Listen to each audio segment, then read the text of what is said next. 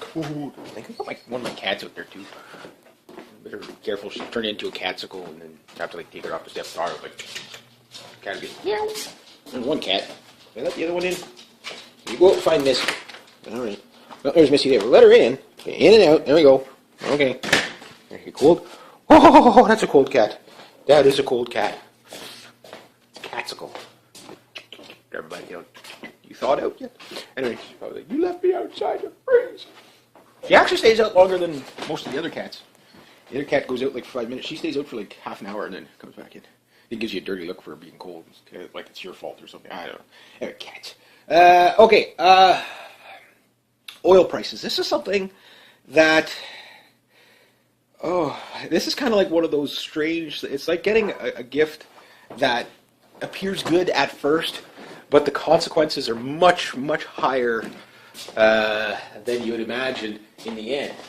Now, a lot of people don't know what's going on with the OPEC thing. They have an idea. There's what the mainstream media is telling you, and then it's, again, that lie by omission, what they're not telling you. So Saudi Arabia is producing oil like mad, oil that we don't necessarily need this much. So they're flooding the market with oil we don't really need, which is driving the price of oil down. So why are they doing it? Well, according to the mainstream media, they're doing it. They haven't really said why they're doing it. Like they're like, well, they're doing it, and it's affecting this, this, and this, and this. But they're not telling you why they're doing it. Like, why are they producing so much oil that we don't need? Why are they driving down the prices? One thing they're saying is it's to kickstart the world economies by making, because one thing when you drop oil prices, okay, people can travel, and when they travel around, they tend to spend more, right? So there's that. So it is an idea of kickstarting the economy, which I'll agree with. I'll say, yeah, that's, there's no sinister about dropping oil prices. Hey, look, when I was younger and I owned motorcycles, I had a bunch of motorcycles, okay, it was 45 cents a liter. And you have to understand, here in Canada, a Canadian gallon is 4.2 liters, okay? A U.S. gallon is 3.8, okay? So when Trudeau decided to go to the metric system, it was so that we'd pay more for fuel, right? So instead of paying 45 cents a gallon, we'd be paying 45 cents or whatever a liter. So it's like making 4 times the money, 4.2 times the money, right? So, and most people caught on to that right away. It's like they just wanted to charge more at the pumps, right?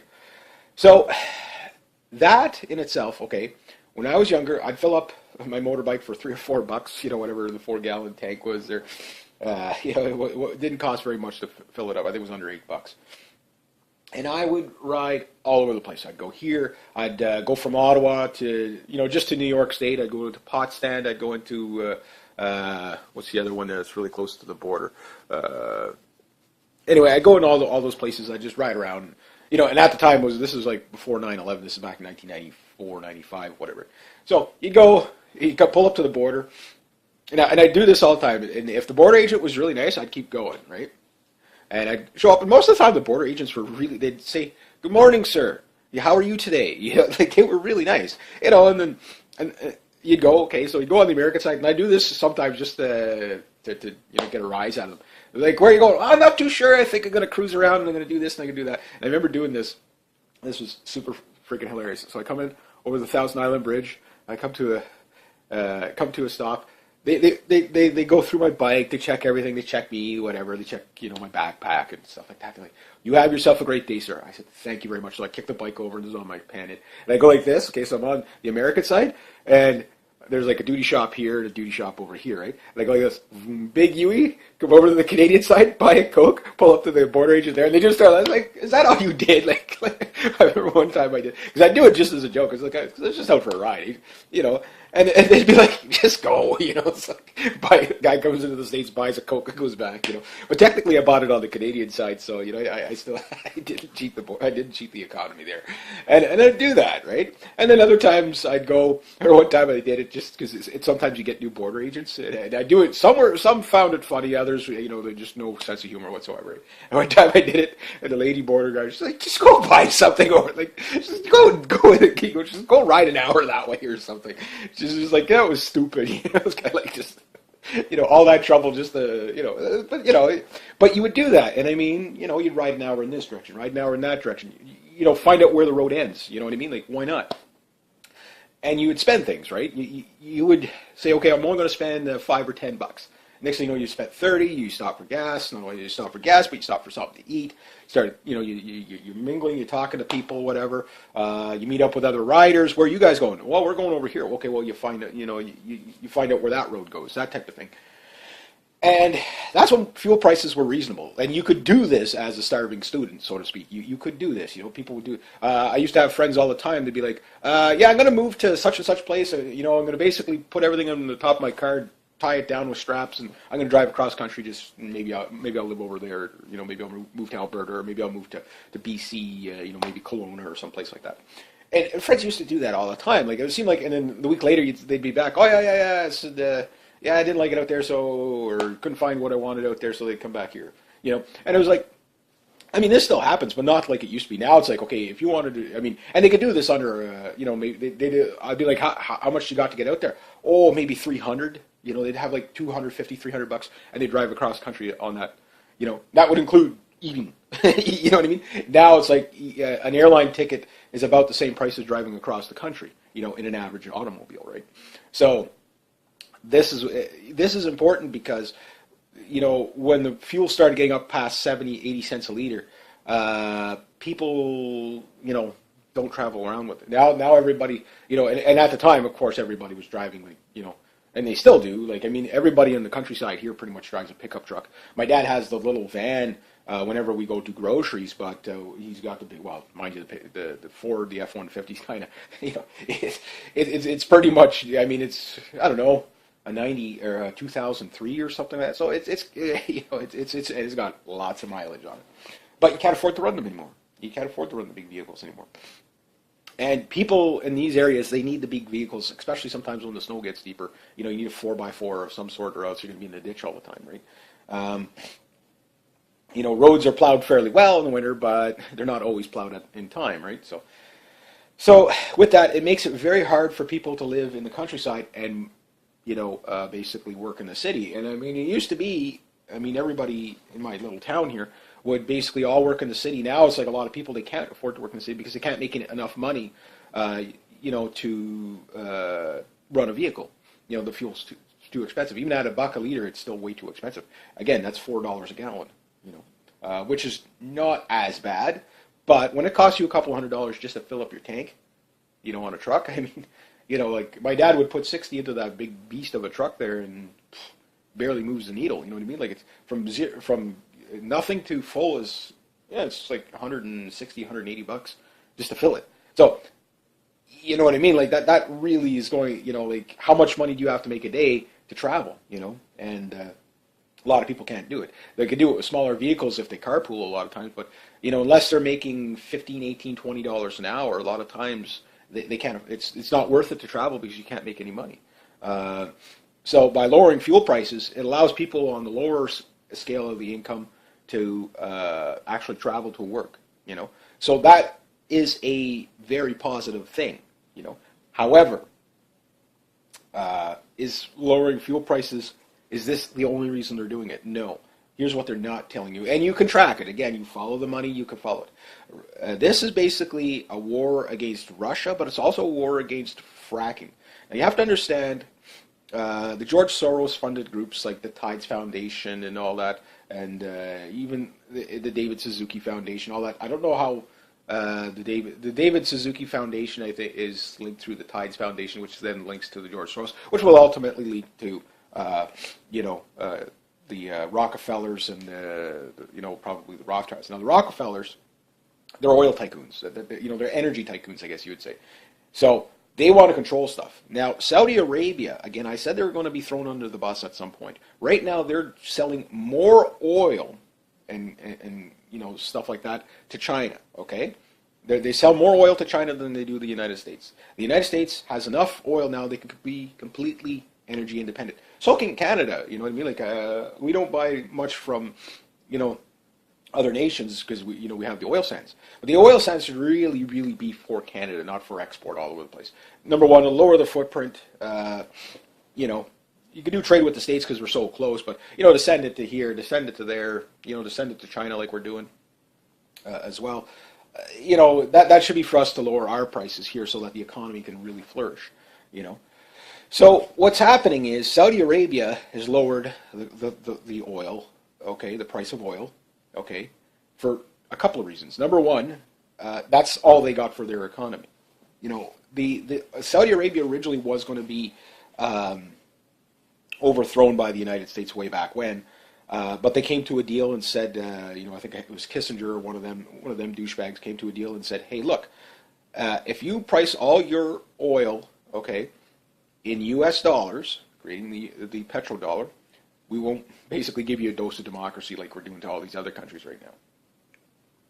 So the Saudis said yes, but there's a stipulation. You have to let the royal family rule, which like your Prince Bandar and King Abdullah and all them guys.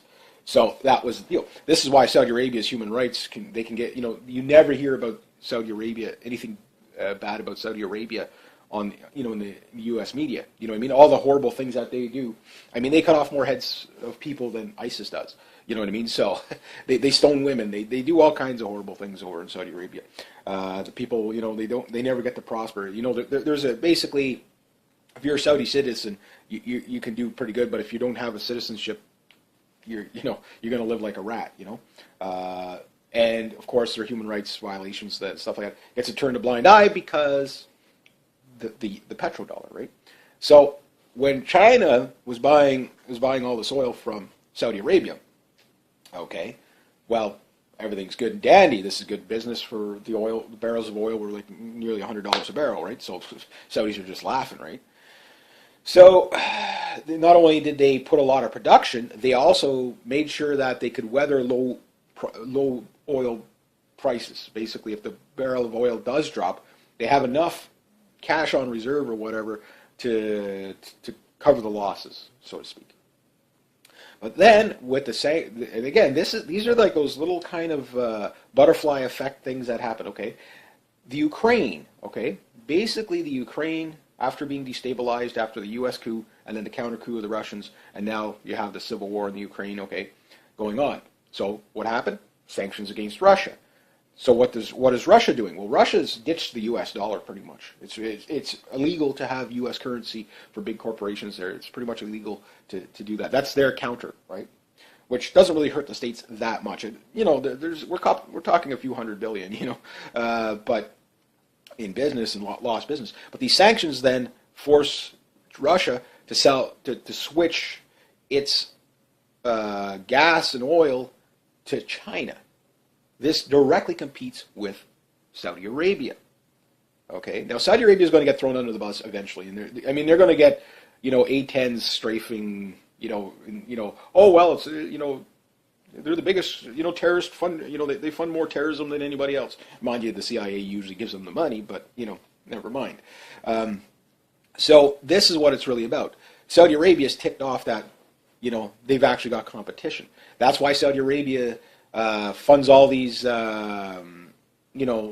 leftist groups to come out. The Trans-Pacific Trade, Keystone Pipeline, the Alberta oil sands, any sort of oil production that the United States, the fracking. I'm not saying these things are good. I'm just saying that's why Saudi Arabia funds all these leftist groups to go and protest this. That they're doing it. Why? Because it's directly competing with them. Now, Saudi Arabia, again, they're not needed. They're really not needed anymore. They're not. The only thing that they did was that they were a staple for the petrodollar. So now some other country is going to, have regional power. Like again, the way that you stop your opponent. Again, this is more about Russia and China than it is about anybody. So if Russia and China is buying oil from Saudi Arabia, okay, and Russia is now competing with Saudi Arabia, and Iran, where all the oil is in Saudi Arabia, is in a Shia area that is very, very pro-Iran. Well, maybe not pro-Iran, but it's along the Iranian border. Okay, so now the problem is with this is that, again, the Middle East, you can't think of them more tribal. You'll understand what's going on there rather than thinking them as independent countries, because these tribes don't understand Iran, Iraq, Syria, Saudi Arabia. They don't understand that. They understand Shia, Sunni, Alawite, that type of thing. That's what they understand, right? They understand tribal. And the Saudis know that at some point, Iran's going to put a push on the Saudi oil fields, and they can do it. Why? Because it's in their tribal region. That tribal region overlaps into Saudi Arabia, and that's not. They're not. They're not. Nobody's royal family friendly over there. Again, they're horrible. The royal family in Saudi Arabia they're horrible people. Prince Bandar, how does this man walk around alive and not have a bullet in his head yet? You know what I mean? If he's even still alive. I mean, there was rumors that he's kind of disappeared. It's kind of like Fidel Castro. These guys get sick, and then all of a sudden you don't know where they go or if they're even still alive. So if he's still alive, and it's not just him, there's a whole, And now the 9/11 Commission, the 28 pages, okay, the one that Obama, when he got elected, said, yeah, everybody's going to know what's in those pages. That he now won't, let the public know. But everybody knows it implicates Saudi Arabia. But it also implicates the Bush family. It also is going to implicate, which got probably Israel as well. Because Israel has as much to do with 9/11 as Saudi Arabia does, pretty much. They all knew about it. They all planned it together. You know what I mean? And the thing is that with Russia becoming more China friendly, they always had a relationship, but now they've got a bigger economic relationship. Saudi Arabia is becoming less relevant. So again, Saudi Arabia has planned for dropped oil prices. So what they're doing is pushing barrels of oil are now below $70, and this is important, below $70 a barrel. So what's going to happen is, and Vladimir Putin was out there saying, look, don't drop the barrels of oil below $70 because it will destabilize the world. Chaos is rising. And what he means by destabilize the world is it could push us into a war. Why? Because the whole point of lowering the oil prices is that it will wreck the oil industry by basically it becomes too expensive. You're operating at a loss. You can't bring oil out of the ground, for a profit, meaning it can destroy an economy, particularly economies like here in Canada, which pretty much is floated by the oil sands. It's not the only part of our economy, but it's way, way too dependent on the oil sands. Okay, energy-based economies, again, that should be a plus. It shouldn't be the only thing. And we've put all our eggs kind of in one basket. Okay, so right now we're operating at a loss. If this goes on for a prolonged amount of time, those low prices at the pump, are going to go up to $2, $4, $5, maybe $10 a liter. It can happen that fast. You don't think it can, but again, if you follow my channel, there's a lot of things that last year weren't possible. Now we're talking about them in past tense, right? So, think about it like that. So the other thing is now that Saudi Arabia is still driving down oil prices. Okay, this competes directly with the fracking industry. Again, people are going to go to the cheapest. This is also puts coal out of business. So Saudi Arabia, again, they're doing it because they want to compete. And the last thing that Saudi Arabia can do, but this will get them killed instantly. It's what got Saddam killed. It's what got Gaddafi killed. Is if they decide to drop the cost of oil, okay, in U.S. dollars. If they say we'll take payment in gold, we'll take it in we'll take payment in anything. We'll take it in the euro. Saddam was going to switch oil into the euro. That's why he got that. Again, people think, like the war against ISIS and all that stuff, it's about the women and children and democracy and all that stuff. It's not. It's about oil lines going through Syria, or, the pipelines that are going through Syria. That's what it's about. It's about, and Syria is about destabilizing Russia. It's also about getting into Iran. Getting into Iran is about basically Saudi Arabia and Iran don't get along. Now Iran has come out and said, look, we don't have the refineries you guys do. How about we do a joint partnership? Saudi Arabia won't do it. Again, they don't relinquish power. Thing is the second they take oil out of U.S. dollars, and if it drops enough, they'll probably have to do that. What happens then is whenever they say, if they do it, I mean, it's a suicidal move. If they're expecting China to come to their aid, they won't. But this also hurts Russia and China big time. Again, this is a hell of a linchpin right here. What will happen right away? Again, you will see democracy JDAMs. You will see Saudi Arabia, and watch for it on the news. When you start to hear about all the human rights violations in Saudi Arabia, it means they're getting ready to go and invade and blow the shit out of Saudi Arabia. I say good riddance, but I'm going to feel bad. But the thing is, I feel bad for the innocent people there that really have nothing to do with this. It's the same with Iraq. It's the same with Syria. It's, like there's so many people there. I mean, look at how many civilians that they're not reporting on. I think it's over 50 now that have been killed by, U.S. airstrikes in Syria. Oh, but we got some of the ISIS guys. Again, it's same. It's just death and debt. That's all it is. A death-based economy. That's what it is. Okay, so if China can't get the oil from Syria or from Saudi Arabia, that helps Russia. Okay, so obviously Russia is not going to come to the aid of Saudi Arabia. Russia and Saudi Arabia don't really they I wouldn't say have a love-hate relationship, but they don't really get along. I mean, you have Prince Bandar always threatening to do terrorist attacks, in Russia and stuff like that. But again, they'll just start, I mean, if Prince Bandar right now, apparently he fell really ill. I wouldn't be surprised if one guy's poisoning off the other guy. Again, these royals they're sick in the head, right? These aren't normal people. Okay, so China probably won't come to the aid of Saudi Arabia. They'll just do more trade with Canada.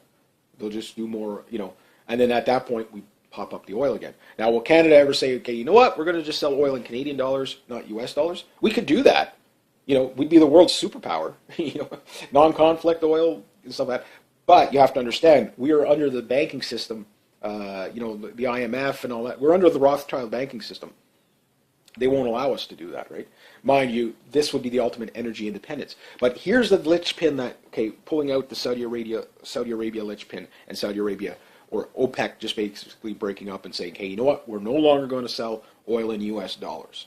That linchpin, when that gets pulled out, every country that has US treasuries, and lots of it, so that they can buy oil and stuff like that, no longer need all those treasuries. Kind of like my cat. Yeah, she agrees. So the thing is all those treasuries come flooding back to the United States, which would create a huge hyperinflation. This is why Saddam and Gaddafi got killed. At some point, it's going to happen. People in the Middle East, they don't want U.S. hegemony there anymore. So that's going to happen. If we don't go into a war right away, I mean, the game's over. And then you have to understand, like Russia and China, they're slowly dumping U.S. treasuries, but they are dumping them. And for Russia, there's, they know not to do it too quick because, again, they don't want to get into a flash-in-the-pan incident and go right into it's just going to go right into a thermonuclear war. Now, some predict, like Joe Scalzo, that the Third World War will take place around 2020 to 2023-ish and stuff like that because he says Russia and China's not ready yet. It's agreed upon, but it's not ready yet. And this will wipe out more than half humanity. Like, it's But the thing that could do that before that is the Ponzi scheme of the central banking system. And one of the biggest linchpins of the banking system is that OPEC, all the oil being priced in US dollars. The petrodollar is, that's the slavery dollar. If every country had an independent dollar and said, okay, well, we'll do trade, work out, the exchange rate between our dollar and your dollar, and did it that way, then there would be no control. One country wouldn't really have much more control over another country. There would be certain countries that would always tend to come up on top, but they wouldn't have the control, and that's where it ultimately comes down to, is the control. So prices are low now, but you have to understand, while the prices are low, in Saudi Arabia producing oil faster than people need it, they have the pumps working on overtime right now. People at the pumps are going to be happy, and it's going to probably even help the economy a little bit. Again, if people can travel to work, then they can work for, and this is going to sound strange, but even if they work at a lower paying job, if the fuel cost isn't too high, they can actually afford to do that. Where, like, again, if you live, here right now, I'm about 100 kilometers or 60 miles from Ottawa, which is, a city where everybody goes to work pretty much, right? If you're working a minimum wage job, you can't afford to travel at. You won't make any money. The fuel cost is, you're going to spend $30, $40, $50 a day traveling for maybe, if you're lucky, $80 a day. Not to mention the taxes you're going to lose on top of that, right? So you can't win on that. You can't pay your bills on that. You can't pay your rent on that, right? It's just too much of a chunk. So when that happens, again, right now the military is probably taking advantage of this. They've already got reserves to begin with, but they're probably tripling up their reserves right now. Do it while it's cheaper, right? And when they do that, and if they are doing that, I don't know if they are doing that, but if they are doing that, and you can find out that the military's, taking extra fuel, of course it will come in the guise of, well, we're just taking advantage of low prices. They're not lying. Thing is why do they need all that extra oil? What are they anticipating? Well, they're anticipating a massive war. Where it's going to be, who knows? But I think they would probably knock out Saudi Arabia and say, we don't need them anymore. And then next thing you know, the United States will be completely energy independent. But that's not good for the United States either. Why? Because if you wanted to control the world, you need to control the price of oil. Because, well, it's true. You want out again? You become a capsicle. Okay, let's go then. So, the whole point of the, controlling the petrodollar is to control the Middle East. Okay, but that also controls a couple of things. It controls the Middle East, but it also controls anybody that would want to sell resources. Russia, type of thing. Canada's already under that control, but we're not an independent country. On paper we are, but in practice we're not. You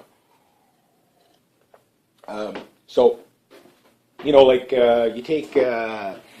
Norway, there's a country that produces a lot of oil. They're very similar to Canada in so many ways, and this is one of them, is, they're an energy-based economy as well, for the most part.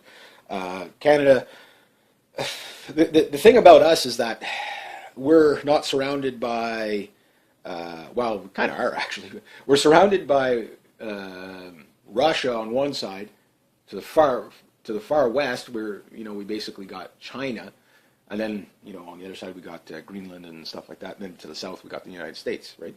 So, but we don't have a Sunni Shiite tribal war to worry about, so to speak. So for us, we can go energy independent. But, if you look at the Keystone Pipeline, again, whether you agree with it or not, don't agree with it, the groups that are funding it are the same groups that pretty much control the oil fields. They don't want complete energy independent in the States, because then that makes the petrodollar irrelevant. It's like, well, you don't need to control the prices of oil in U.S. dollars, because you have all the oil you need in the United States has enough to be completely energy independent for the next 50 years. Canada has enough for God knows how many hundreds of years to be, energy independent. That's the whole thing about this thing, is that it's about control. It's about enslavement of, you're going to use our dollar and that's it. Now, a one world currency works the same as the petrodollar. It's just they'll call it something else. And the thing is, it'll be most likely coming from the IMF. Now, the IMF, I forget what they call it, but it's going to be an IMF type dollar. Thing is that's for global governance. And everybody in the world will have to go to this dollar. And if they don't, well, they'll get a dose of democracy, one JDAM at a time, right? But Saudi Arabia, again, they're a linchpin. They're definitely destabilizing thing. I don't think Russia, because Russia and China, they know that if they get involved and say, well, Saudi Arabia becomes an ally, which they're not really an ally, they're just kind of doing business, that puts Russia and China on the same like Assad. Russia has, a pact with Assad, but yet Russia hasn't stepped forward. Because they know, like, Russia's not taking the bait, and Putin has come out and said, look, we're not going to use we're not going to fall for geopolitical conflict. They've openly said that. And again, a lot of people don't realize what Putin's talking about whenever he does speak. Like, his speeches are telling you everything you need to know. He's the only guy out there, and I'm not a Putin fan, I'm not, but he's the only guy that's keeping us away from a thermonuclear war. And again, good, love him or hate him, I mean, he knows what's going on. He's not stupid. This is why tanks haven't rolled into the Ukraine, officially. That said, there's tanks, about 150 U.S. tanks and APCs are now going to be surrounding Russia's border along, on the NATO countries like Slovakia and places like that they're putting them in. Norway has a whole bunch of U.S. tanks and caves and stuff like that. They've been, and these tanks are going to stay there permanently. They're basically, it's Operation Atlantic Resolve is over the Ukraine right now, and basically it's basically it's a military operation where they're going to just keep, basically vigilance on the Russian-Ukrainian borders, so to speak. You got 600 U.S. troops that have been there for a while now in Poland and stuff like that. So you got tanks in Poland, tanks in all these other little countries. Some countries are on the fence. Finland is kind of neutral. Sweden is kind of neutral in the sense of that they're not a part of NATO, but they work with them. You might as well say they're a part of NATO if they work with them. Finland is in a rock and a hard place because they're so close to Russia, and they've already had conflict with Russia in the past, and they don't want to do that again. So they don't know what they're doing. It seems like at one point they're like, okay, yeah, we're going to be more friendly to NATO, and then another point we're going to be more friendly to Russia. So they're torn. I don't know what they're going to do. I don't see missile systems going in there quite so soon, but. Again, Russia knows what's going on too. So all the gas prices you're seeing now is really to destabilize Russia. And but the thing is that because Russia and Saudi Arabia are in conflict together, or in competition, competition, whatever. Basically they're both doing business with China. This could, the other linchpin is to try to ruin relations between Russia and China. Because then, if you divide and conquer, if they don't have any friends, But the thing is that for Saudi Arabia, they're doing more business. If the business picks up in North America, I mean, think about it. Saudi Arabia is controlling our energy independence here in Canada and in the United States. But it's all the guys that, this is all Rothschild control at the top, Yes, above the Saudi family is the Rothschilds. They're the ones that are really, they're the ones that'll say, tomorrow your country could be a smoldering, pile of rubble if you don't, the Saudis aren't stupid. They know what happened to Gaddafi. They know what happened to Saddam. They know what they're doing to Assad. Now, mind you, Saudi Arabia doesn't like these other guys anyway. I mean, every place in the Middle East hates each other. They hate their border neighbors. They don't get along. It's tribal stuff, right? But the thing is that with Saudi Arabia, if they keep doing business with China, okay, and this is, and Saudi Arabia is kind of like, they want to get away from the petrodollar. The thing is the only thing that keeps Saudi Arabia from being strafed by A-10s is that they have the petrodollar. If they drop the petrodollar, they're as dead as Sudan. Like, that country will be completely annihilated. Now, the U.S. doesn't want to do this right away. I don't know. Again, why? Because if you get rid of Saudi Arabia, then Russia will do better because now there's no more competition for Russia. And what they're trying to do is basically take out Russia. They don't care nobody cares about Saudi Arabia. It's, because Saudi Arabia, yeah, they may have nukes and stuff like that, but they're such a small, you'd run over them in a day. They don't have a standing military. That's why they fear Iran so much. That's why they get U.S. aid so that Iran doesn't roll right over top of them. Because the Iranian military is actually quite large. It was built by the U.S., right? I mean, they have U.S.-made equipment. It's a little older, but it's still, and the U.S.-made equipment is pretty good. When you in comparison to a lot of the older Soviet stuff out there. I mean, an Abrams tank is still, yeah, it's getting dated and they need upgrades, but they're still a darn good tank, And if you have, again, when they get into a war with Iran, the U.S. is going to have such a hard time because they're not going to be able to. It's like in Egypt. I mean, it's all U.S. equipment, So it's like, okay, who's shooting at who? There's going to be so many friendly fire incidents. It's not going to be funny. You see this in, for example, even in the Ukraine, there's already been quite a few friendly fire because you can't tell a rebel tank from a Ukrainian tank. They're both riding around in T-72s. And plus they're both stealing each other's tanks. It's like, okay, well, there's a bunch of guys that kill the guys, they take the tank. Next thing you know, they shoot their own guys. And because they're blurred lines. You don't know who's who, right? And that's the problem you're going to have with the Iran and stuff. All the U.S. military helicopters, all the U.S. military tanks, all the stuff that Iran has that's U.S. made is they have a big military. They do. It's not humongous, but it's big enough.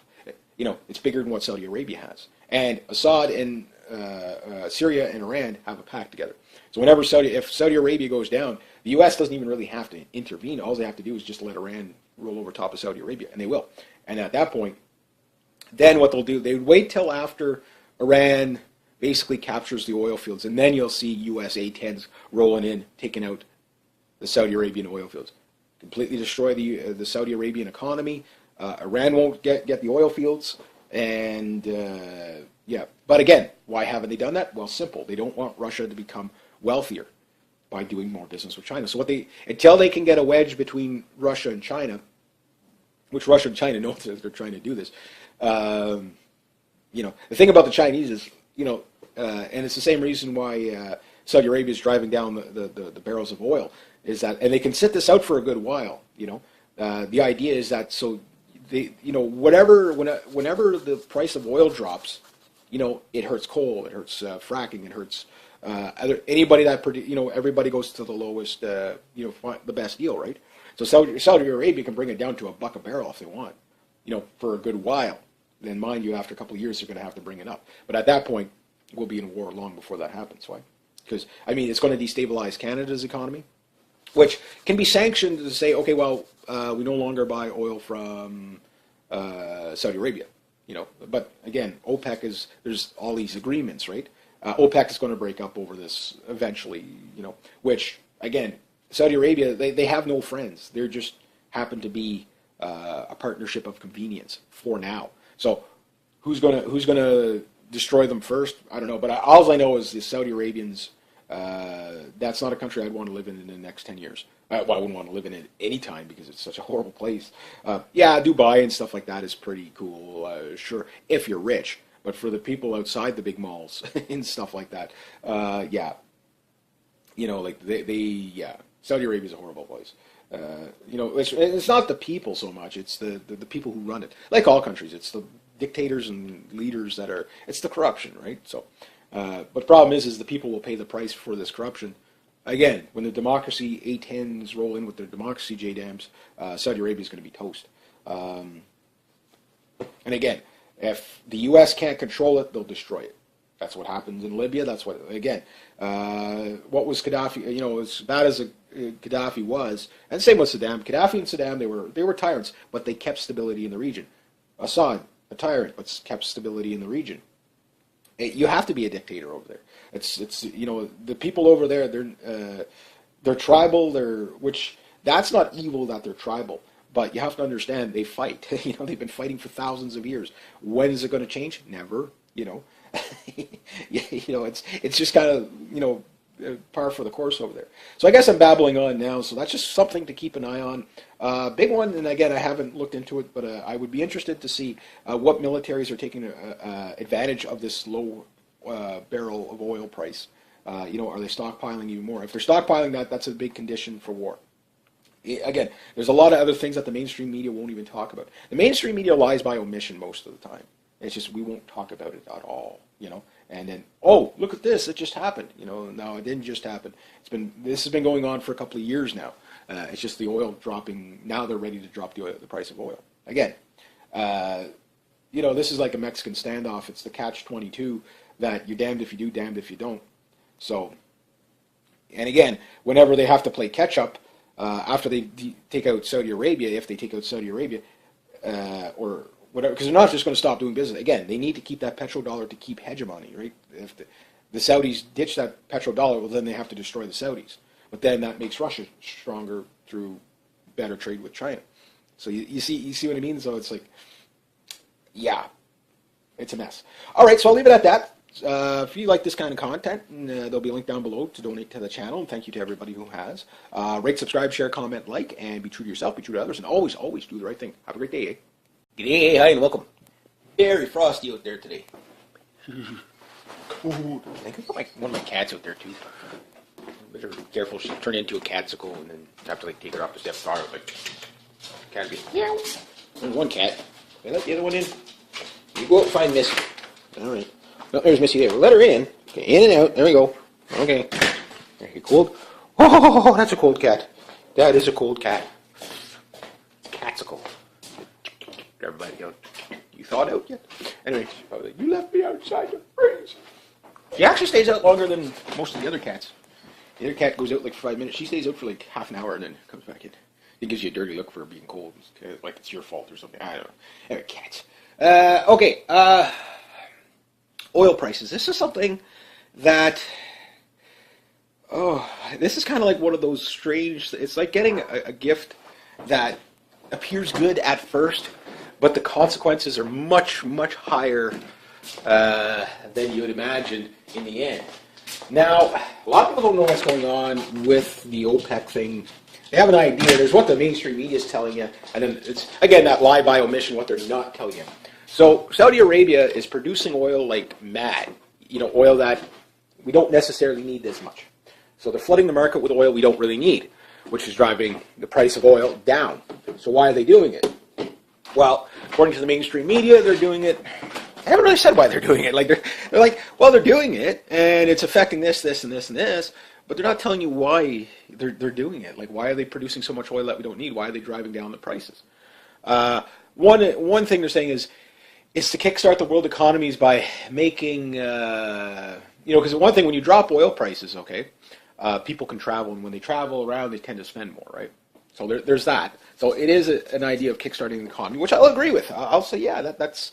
There's no sinister about dropping oil prices. Hey, look, when I was younger and I owned motorcycles, I had a bunch of motorcycles, okay, it was 45 cents a liter. And you have to understand, here in Canada, a Canadian gallon is 4.2 liters, okay?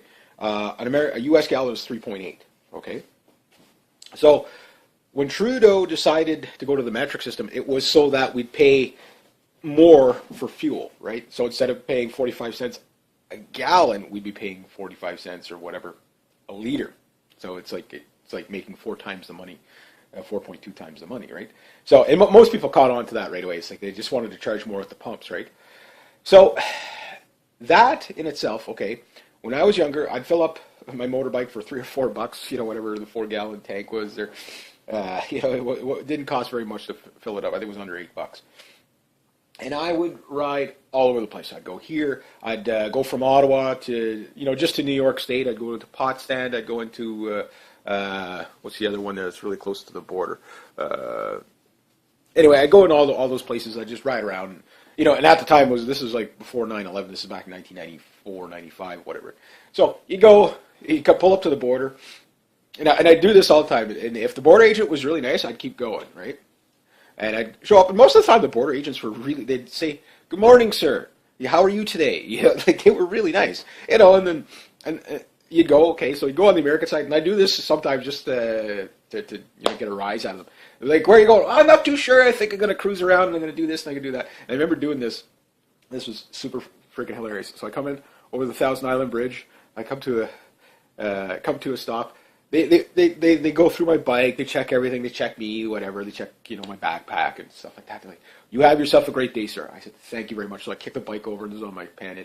And I go like this, okay, so I'm on the American side, and there's like a duty shop here and a duty shop over here, right? And I go like this, big Yui, come over to the Canadian side, buy a Coke, pull up to the border agent there, and they just start, I was like, "Is that all you did?" Like I remember one time I did, because I do it just as a joke. I was like, "It's just out for a ride," And they'd be like, "Just go," It's like, guy comes into the States, buys a Coke, and goes back, But technically, I bought it on the Canadian side, so I didn't cheat I didn't cheat the economy there, and I'd do that, right? And then other times I'd go, or one time I did it just because sometimes you get new border agents, and I do it somewhere. Some found it funny, others, they just no sense of humor whatsoever. And one time I did it, and the lady border guard, she's like, "Just go buy something," or like, "Just go in the just go ride an hour that way or something." She's just like, "That was stupid." It was kind of like just, all that trouble just to, but you would do that. And I mean, you'd ride an hour in this direction, ride an hour in that direction, find out where the road ends. You know what I mean? Like, why not? And you would spend things, right? You would say, okay, I'm only going to spend $5 or $10. Next thing you know, you spent 30. You stop for gas. Not only do you stop for gas, but you stop for something to eat. Start, you're mingling. You're talking to people, whatever. You meet up with other riders. Where are you guys going? Well, we're going over here. Okay, well, you find out, you find out where that road goes. That type of thing.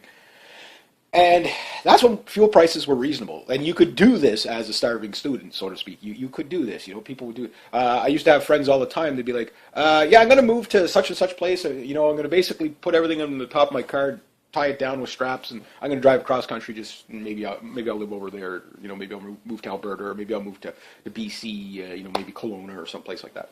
And friends used to do